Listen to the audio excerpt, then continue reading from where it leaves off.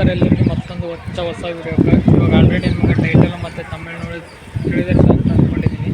ನಾನು ಬಂದು ತಮಿಳ್ನಾಡಿನಲ್ಲಿರುವ ಕಂಚಿಪುರಂನಲ್ಲಿದ್ದೇನೆ.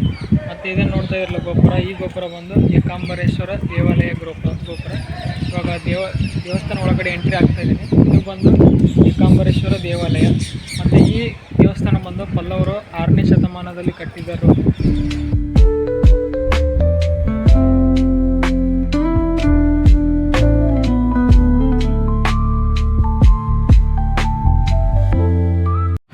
ಮತ್ತು ಈ ದೇವಸ್ಥಾನ ಬಂದು ಸಾವಿರಾರು ಕಂಬಗಳಿಗೆ ಪ್ರಸಿದ್ಧವಾದ ದೇವಸ್ಥಾನವಾಗಿದೆ.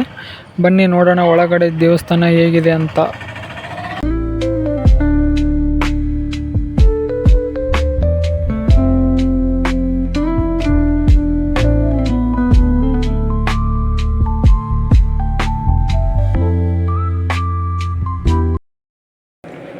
ಈ ದೇವಸ್ಥಾನವು ಸುಮಾರು 600 ವರ್ಷಗಳ ಹಿಂದೆ ನಿರ್ಮಾಣವಾದ ದೇವಸ್ಥಾನ.